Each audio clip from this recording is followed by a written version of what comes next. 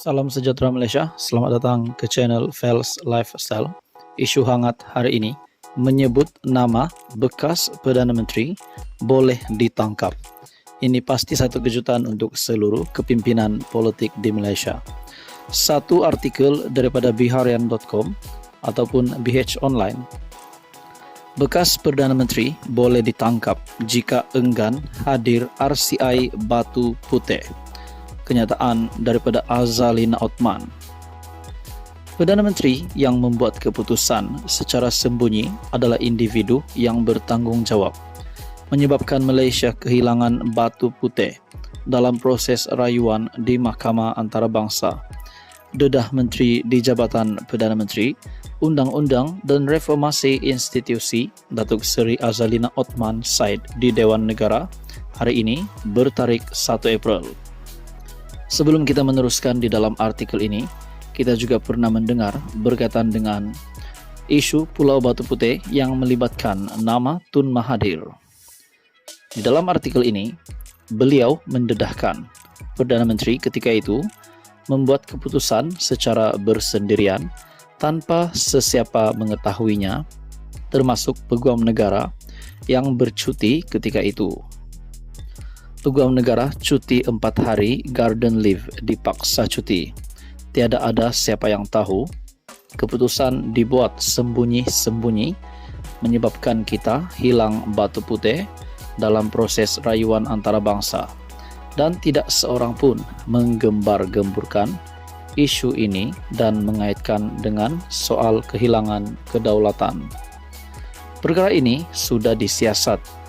Pasukan petugas khas dia dipanggil tetapi dia tak datang, dan kini sudah ada Suruhanjaya Diraja ataupun RCI.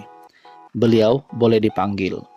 Jika tidak hadir boleh ditangkap, katanya ketika menggulung perbahasan Rang Undang-Undang RUU Kekebalan Bidang Kuasa Negara Asing 2023. Tanpa menamakan Perdana Menteri berkenaan, Azalina menjelaskan, perkara itu berlaku bukan ketika beliau menjawat jawatan menteri.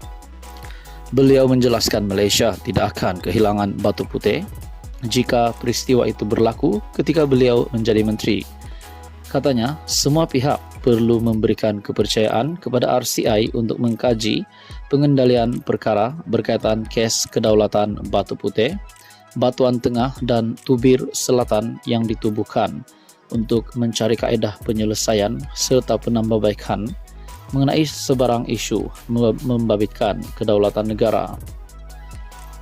Terdahulu ketika perbahasan, beberapa senator membangkitkan kebimbangan mereka berhubung kuasa Perdana Menteri dalam pasal 30, 31, 32 dan 33 dalam perbahasan RUU Kekebalan Bidang Kuasa Negara Asing 2023. Mereka bimbang kuasa Perdana Menteri itu menyebabkan penyalahgunaan kuasa yang tidak sihat kepada pentadbiran negara.